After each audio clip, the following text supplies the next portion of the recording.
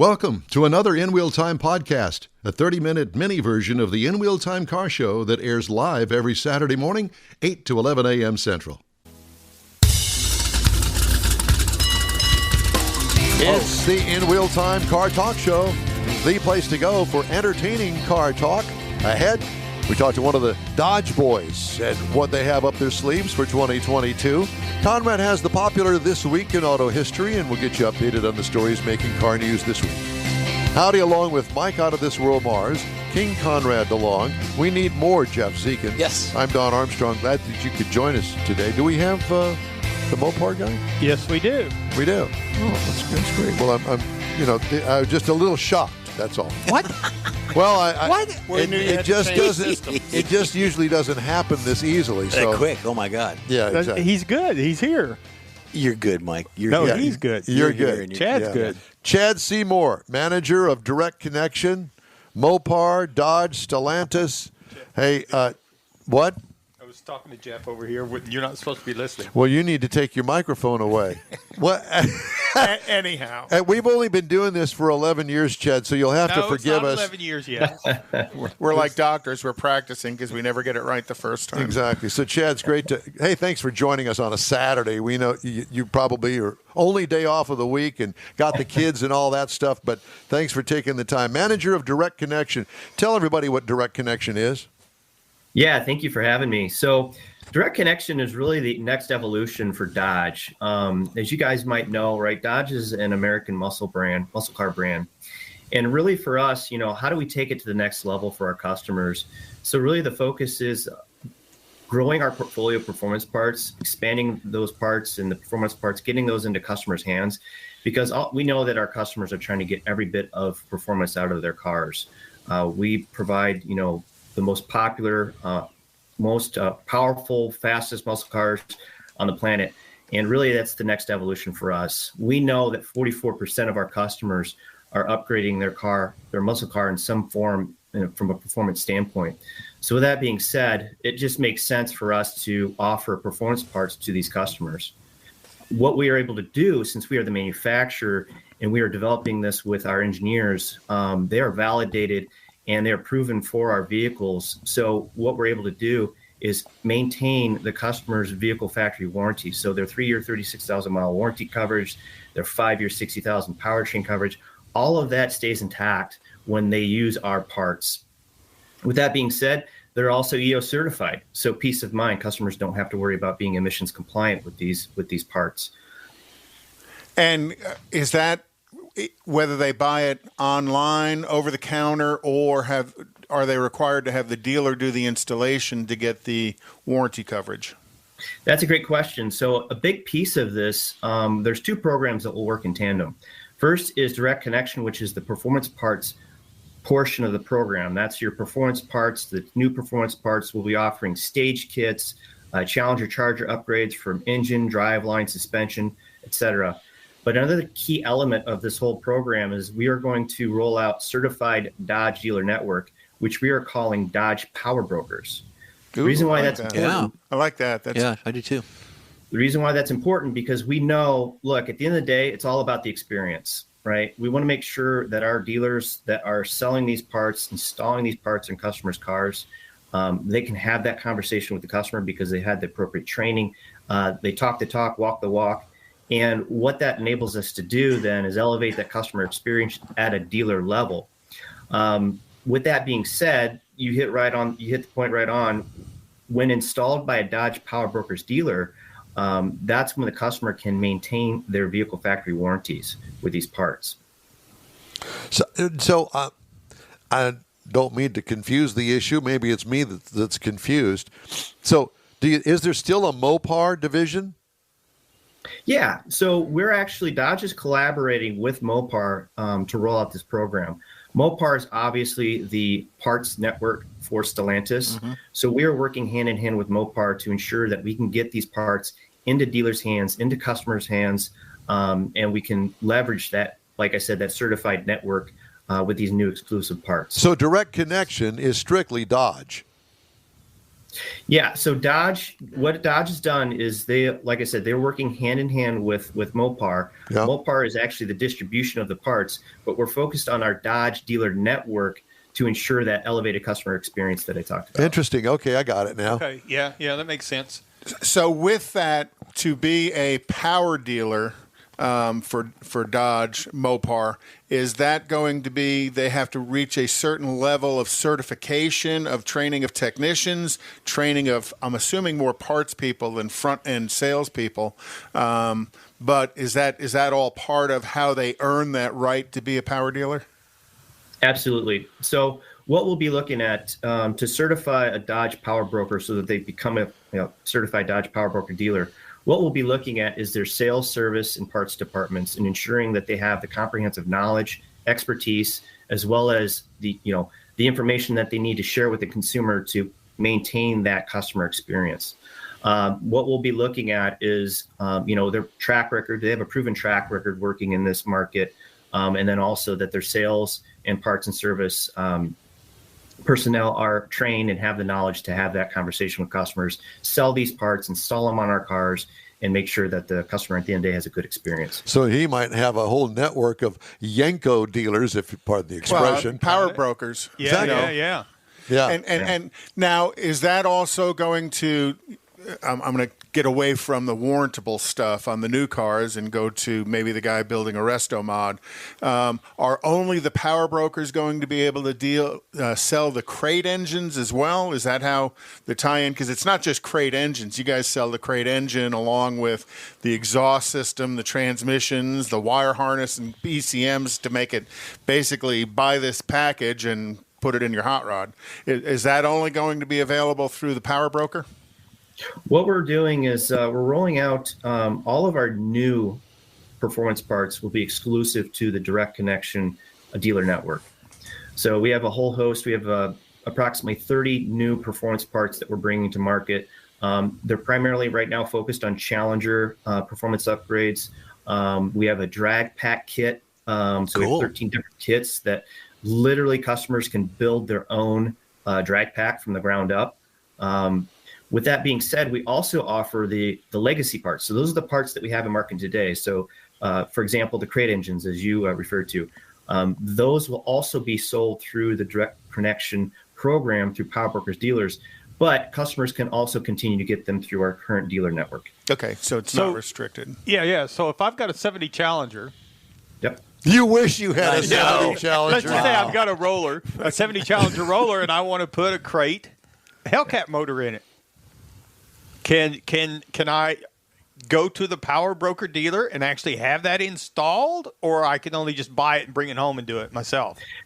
That's a great question. So that's really up to the dealerships. I know there's dealerships out there that do some of that work. We're focused on the modern performance parts and the installation. The reasoning behind that is the fact, again, when you install the new performance parts into a modern day Charger, Challenger, or even a Durango, we're able to offer that warranty coverage. Okay. So that's really where our focus is. But the crate engines, it's up to the dealer, what the dealer chooses to do. How far they want to get involved in it. Exactly. Okay. Yep. We've got some images that we pulled off the website. I think Darren actually sent a link over to that we're rolling in the background. I'm not sure if you can see them or not, but we're off the website, and it's got some of the modern Challengers and stuff in it. But it does have some of the old school, direct connection drag cars, that were in there. Sox, I don't think it's Sox and Martin, not Sox and Martin, but anyway, those guys back then, they were racing probably before you were born, just looking at you.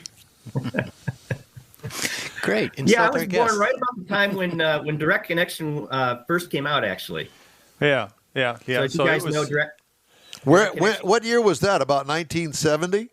1974. 74. I was close. Yeah. Because I remember the advertising on television with the star. Mm-hmm. Yes. And that's what really makes this program great. We're able to leverage that rich heritage that we have with Direct Connection. A lot of the events and races that I go to, I love seeing, the vanity plates and, the branding. There's a lot of interest in the market to this day. So it just makes sense with bringing Direct Connection back for this program and really bringing a lot of those elements back. For example, we're bringing the tech hotline back. So you Ooh, can get that's gonna be information good. straight from the manufacturer on parts. Yeah, that's going to be real good because that'll, there's such a passion for the Mopar brand around, and when you look at how many new ones are getting modded, having access to a technical engineer of some kind on the other end of the phone and getting extra information about what's available and how easy it can be to integrate into your vehicle. So, Chad, I have to ask you, are you familiar with a venue called the Hemi Hideout? I am not. No. Okay, I've well, heard of it. I want to give you a tip. Oh, yeah. John Hovis is a dear friend of ours, and he has a wonderful collection of Mopars, Challengers, everything that you guys have ever built from Absolutely. the 1970s. Muscle era. man. Yeah, the Big muscle blocks. era. And he has a venue out in a city just to the west of us out here near Brookshire that is truly tremendous. And look it up online. HemiHideout.com. The guy's name is John Hovis, good friend of ours. And I know that he would love to get in touch with you guys. He doesn't do any resto mods anymore. He's just a collector. But I will tell you that if you guys ever want to have a corporate meeting anywhere around in Texas and especially around Houston, John Hovis's Hemi Hideout would be a perfect place for you Absolutely. guys. If you ever come to Houston, let us know ahead of time, and we'll connect you guys here in You town. bet. Hell, You bet. we'll cart you out there. Yeah, How's why that? not? Yeah, you'll be impressed. Yeah, it's. I appreciate that. Thank you. Yep. Well, so So let me, go ahead. before you go too far, I want to ask another question. Mm-hmm. Okay, so I can't theoretically I could take my 70. So I've got let's say I've got a Hellcat, and I've got it. I've always wondered what it'd be like to have one with 411 gears or something like that in it. And I keep asking. I asked Kaniskas a couple of times. What can I up the boost? Can I put the gears? He never would give me a good answer on it. He'd just smile. So theoretically, I could go to the power broker dealer, buy a set of 411 gears from Mopar, and have them installed into my Hellcat Challenger? So what we actually offer for the Hellcat is we have a what we call a red eye differential. So you can upgrade to the red eye differential in your Hellcat, and you can have that done at your Dodge Power Brokers dealer. Oh, okay. So basically, there's You still things don't you can need do. to be trying to put anything on your car. Trust us. When did you get a 70 Challenger? In my Well, they dreams. also offer higher RPM torque converters. I see that, yeah. I posted your catalog link on our Facebook page. And Thank you. I've been kind of scanning it while we're talking. He's been "Oh my shopping." God." Yeah, He's been The shopping. catalog's full. Yeah. Can I just put your name down on the catalog? Sign this. as a discount. Thank you, Chad. Merry Christmas. Well, the beauty of all of these kits, you've proven them to be not only effective but efficient enough that you're going to cover them under warranty when they're installed by a power broker dealer. How would you like to be the 22-year-old college grad working at a car dealership and they say, Konrad, we want you out there on the line installing these packages on all these hot rods. Sign me I up. know. Wouldn't Sign that be me a hoot? up. Wow. I'm just going to be the service tech that does the test drive afterwards and cleans the car. And I'm going to be the guy standing behind you guys doing the play-by-play. Exactly. Now Mr. Mars is over here attempting to do some sort of wiring. Has got it totally jacked up. So, and again, back to the dealer experience, the power broker experience. I order my 2022 Challenger, and I want the upgrade of the Stage 1 or Stage 2 package. And I want it done before I take delivery. Is that financeable in the new car deal? Yeah, that's really the beauty of this program. You hit it right on the head. God. Wait a minute. Wait just a minute. Before you continue, let me soak that in for just a moment. So in other words, right. So now I can get the bank involved in my hot roddom. Hot rod. Yeah. That is just too cool. Yeah, but I love it because let's say you could afford the $80,000 Hellcat, but you really, that's all you got. You got 10 to put down, but you can't afford. Mrs. Hempstead at the bank. Yes, it's a package that, and we just needed a little bit more power to tow the glamper. The 700 plus wasn't enough. Yeah. Right. So you just finance it, and now Chad, you got it. This is all your fault. Look what you've started on a Saturday morning. I love it. Yeah, I'm telling you, that's cool. Yeah, so we can get it all. We can get it financed through our dealer and the loan office at the bank. No, but I use the Hellcat. But realistically, though, you're talking about, I'm assuming, Chad, you could do something like this. I'm buying a Ram 2500, and I want a little more juice in it because I am going to be some towing. I could go into here. But is there a direct connection parts catalog for the trucks as well? Our current portfolio is focused on the Dodge Challenger, Charger, Durango. Yeah. All right. We said that, I think, at the beginning. Yeah, he does. It comes back, but I got excited about doing that to my truck. I was thinking a Dart. Mrs. Hempstead at the bank, she'll be, oh, sure, we'll go ahead and approve that $100,000 Dodge Challenger. And I understand you're having a few. Just have them send us the Monroney on the upgrades that you're having installed on the car. I think Stellantis would like to finance that as well. Yeah. Oh, yeah. But, the in-house. Durango, he said the Durango's included in that. That's a pretty good tow vehicle. It's a good size you could do, and they make an SRT model of that. You're just trying to twist this around to get yourself out of this, aren't you? Yep. Or get himself into it. Well, either way. Some days you take what you can get, What time is the dealer open today? And I also understand that your racing connection is going to be Tony Stewart Motorsports? Yes. So we have a new partnership that we just announced here just recently. So Tony Stewart, it will be the new race team for Dodge with NHRA. So we'll have Leah Pruitt in a top fuel car and Matt Hagan in a funny car. So really excited about that program going forward. And who's your point person? Because we're going to connect with them out there at the Spring Nationals here in Houston in April. Or Chad, come on down for the race and we'll take you to the Hemi Hideout. Oh, yeah. Put it all together. Yeah, make a package. That would be fantastic. So who's your boss? We'll just go ahead and have them foot the bill and you can just come on down. You could send that to Tim Kaniskis. That's perfect. We know Tim. Wait, we're not going to slow down. Yeah, we're not going to go to anybody's shore. Let's go straight to the top. Just go. Exactly. Chad, it's been a pleasure, man, and I hope you don't mind all the teasing and the fun. I love it. Thank you. Pleasure is all mine. And when is all this going to be ready? The Power Broker? So everything will go live on March 9th. Okay. When we'll launch the program. Okay. Cool. We'll be Make waiting. a note of that. We'll be waiting, and we'll be waiting for you on camera for the big announcement online. Yeah. All right. And bring a crate with you. Yeah, do that. Full of elephant. Yeah. Chad, thanks again. Chad Seymour with Dodge Direct Connection.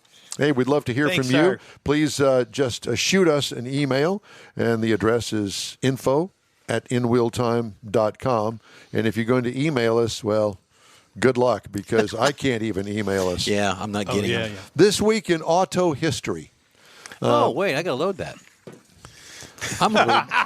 There you go. Yeah. Is that today? That's why you have the schedule, Jeff. Is that today? Yeah. Dear God. I don't look at no stinking schedule. Well, each week, everybody's going to visit us in the nursing home next week. Each week we do a segment on what's going on this week in automotive history. And in 1942, Ford Motor Company signed on to make Jeeps as an additional production facility for Jeep going out into the all the World War II market, so to speak. I guess they couldn't keep up. American Bantam and Willys couldn't keep up with production. So because they were making 1 billion of them a day. They made 600,000 of them over the term of World War II, and Ford had their piece of it. So they going to war production. There's 400,000 of them still driving. Yeah, no kidding. And then in 1953, the Chevrolet Corvette was introduced at the Waldorf Astoria Hotel, and the Corvette originally was trying to feed that market of the World War II veterans coming back after experiencing the sports cars of Europe. And then they come out with the Corvette first couple of years with the Blue Flame six-cylinder. 235 cubic inch, by the way. And then coming out for the V8 in 55. I got to see number 2.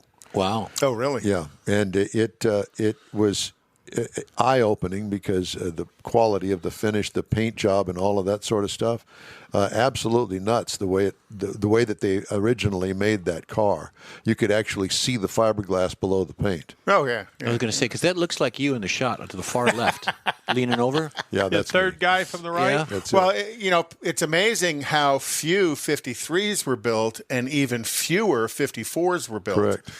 Where I think it was actually less than 500 in 54. It's amazing that Chevrolet General Motors continued to build that car, because it was just really a failure in every sense of the word. 53 and 54, 55. Once they put the V8 in it, all of a sudden it started to accelerate. And I told you about, I'm sorry to interrupt your show, but that went up there and went and saw a car that was pre-production, is really a sales piece for them to keep the Blue Flame 6, but supercharge it. And I got to see that car. It's a one-off. Oh, wow. And it is truly amazing to see. And instead of the script across the nose of it that says Corvette, they put supercharged in that same area of the nose. What a cool car. Yeah. What a cool car. Yeah. So they were trying to stave off the switch to the V8. Yeah. And then in 1954, Hudson Motor Car merged with Nash Kelvinator, the people who made refrigerators. I was going to say. We used to make fun of that car when it was brand new. Oh, well, but you got to think that's really the first, my opinion, the first true compact, volume built compact in the U.S. And if you tip it up on end, it does look like a refrigerator. Ugly. So that happened in 54. And then in 1955, with GM and Motorama, they started showing the Cadillac. Now, this is a Cadillac Park Avenue show car. So, you got to think there was also an El Camino Cadillac that was built in the same generation. Yeah, those names have gone off to other brands to be different vehicles. But this was kind of the forerunner of the 57 Eldorado Brougham or 56 Eldorado That's Brougham. Broham. Well, so you can kind of see a lot of that design, but again, this car came out in 55. Beautiful Yeah, car. it is. It really But is. how, when you look at it, how much less chrome there is on the front than the production vehicle that was, And the Dagmars. Oh, you betcha. Yeah, I was going to say. This is a little bit cleaner front What end. were you going to say? No, never mind. In 1964, the first Porsche Carrera GTS. A lasting favorite. It looks like a GT40. Right. But, this is 64, same generation basically as that was coming out. This was actually a saleable production unit. Looks like the Mach 5. Speed racer. Yeah. Spritel and all them. And Trixie. The first one was delivered to a customer in L.A. The car would go 163 miles an hour in 1964. It had a 2-liter 4-cylinder in it that put out 180 horsepower, which is a significant amount of power in those days. But it only tipped the scales at about 1,500 pounds. Wow. And then in 2009, well, we can show another picture. In 2009, the Gran Torino movie was released with Clint Eastwood. Was that a 70? 69? No, that's a 73, I believe, Gran Torino. Stunning car. Beautiful. And Huge. It was a huge Big car. car, yes. And think of that body style was used in a couple other movies and Starsky and Hutch, how popular that was back in. Very, very cool car. My boss at Richardson Chevrolet, he had a Ford Torino. Oh, really? Yeah. And he hit it somehow on the back lot because the Richardsons were all going crazy about cars like that. And then Gran Torino was Clint Eastwood's most profitable movie. Great movie. 91 years old, by the way. Yeah. I saw that just recently. Was his birthday. Happy birthday, Clint. We know you're a fan, and we know you watch. What's that's the back view. That's kind of out of sequence. That's the back view of the Porsche GTS. Out of sequence. Okay. Are we done now? We are done. That is This Week in Automotive History. Thank you very much. Time now for This Week in Automotive News. Ford Motor Company recalling 200,000 older model cars because of a potential separated brake pedal bumper. What?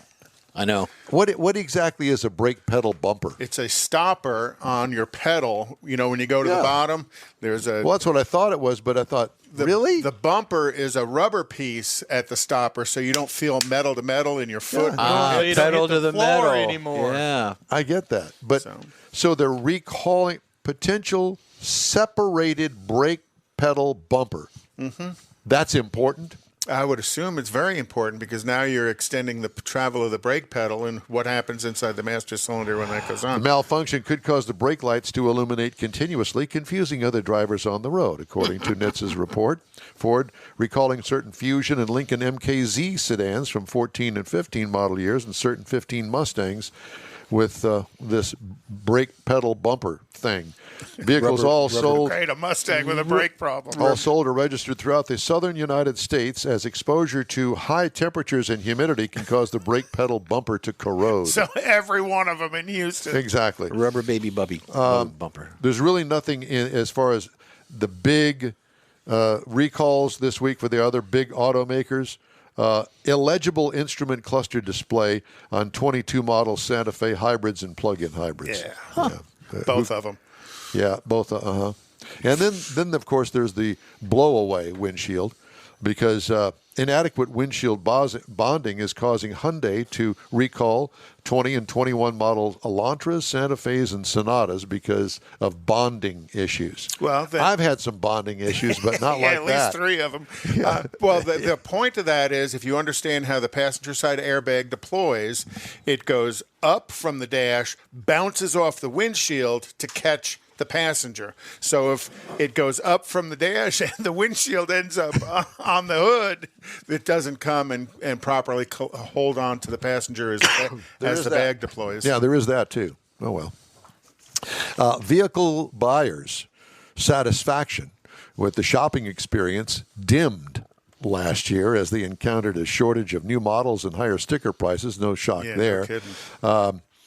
But they remain happier with the process overall than before the onset of the pandemic. What are you all doing over there? Looking. Yeah, What are you looking at? Just We're watching working. stuff. We're making This sure has got to be everything's some sort of. No, we're fine. Yeah. We're fine. We're just fine tuning. Well, then why don't you sit down if everything is fine? Well, it'll be fine as soon as he sits down. So tell us another piece of news. So you heard that? No. This is my turn. Okay. The findings signal that auto retailers have adjusted their purchase processes during the pandemic in ways that resonate with consumers. Mm-hmm. So Nope, still not your turn. You already had your turn. The European Commission's strategy to phase out combustion engines in favor of EVs is a political choice that carries environmental and social risks. That, according to Stellantis CEO Carlos Tavares. And he's talking to European newspapers the other day. He says, since merging Fiat, Chrysler, Peugeot, and PSA Group, Tavares has mapped out $34 billion in electrification plans that helped Stellantis shares surge more than 60% in the first year. What is clear that, he says, that electrification is a technology chosen by politicians and not by industries. Right. Or consumers. Yep. Stellantis will announce a new long-term strategic plan on March 1st. So I think that Chad, our guest he mentioned something along those lines. Yep. And so we can look forward to big news out of Stellantis on the 1st of March. The electrification, all sorts of different things. I have Theoretically. And it is time now for us to take a quick break. Mm-hmm. So you didn't have a chance to ease that in, but I'll try to make more time for you. We will. I always have little news pieces to go along He's got with nuggets. yours. He's got beaver nuggets over here. Oh, God. Some are short. I some are wish we couple had of some seconds beaver long. nuggets and milk this morning. All we need is a beaver. All right. Time now Bucky's. for a quick break. We'll be right back. You're on the In Wheel Time Car Show. You're invited to the event of the year. The Houston Auto Show and Houston Boat Show are getting hitched. January 26th through the 30th at NRG Center. The Auto Show and Boat Show unite for the first time ever. Take a test drive, board your dream boat, check out the latest and greatest models. One ticket gets you into 2 great events. The Houston Auto and Boat Show, January 26th through 30th at NRG Center. Tickets at Ticketmaster.com. Houston, we have a date. Saturday, March 19th, 2022. It's the premiere of the all-new Tailpipes and Tacos Cruise-In, and you are invited. Tailpipes and Tacos kicks off a new seasonal format, and first up is the Spring Cruise-In at the Lupi Tortilla in Katy, 8 to 11 a.m. Saturday, March 19th. Tailpipes and Tacos will award trophies for Best Hot Rod, Best Classic, and Best Modern Classic, so make plans now. Tailpipes and Tacos is Houston's coolest cruise-in, and this one brings it all together for Spring 2022. You'll enjoy enjoy seeing the best hot rods, show cars, classics, and resto mods, along with Loopy Tortilla breakfast tacos and adult beverages. There's no fee, and you can automatically compete for custom Loopy trophies. It all happens at the Loopy Tortilla Tex-Mex in Katy on the Grand Parkway at Kingsland Boulevard, just south of I-10. Get your ride ready for the all-new Spring Tailpipes and Tacos, Saturday, March 19th. Spectators are welcome. The In Wheel Time Car Talk Show will be there, too. Let's celebrate the arrival of spring and the return of Tailpipes and Tacos March 19th. We'll see you then, weather permitting. Is your business or company looking to stand out in a crowded advertising market? Looking to reach the real auto enthusiast? Well, you found it. You're listening or watching In Wheel Time, and so are your fellow enthusiasts. The In Wheel Time Car Show now reaches 500,000, and we can put together a marketing plan that will engage them in your product, business, or service. To get the tires rolling, just shoot us an email to our marketing director, Jeff Zekin. His address is jeff@inwheeltime.com.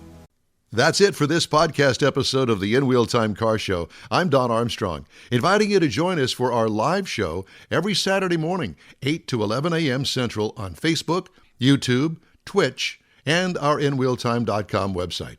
Podcasts are available on Apple Podcasts, Spotify, Stitcher, iHeart Podcast, Podcast Addict, TuneIn, Pandora, and Amazon Music. Keep listening, and we'll see you soon.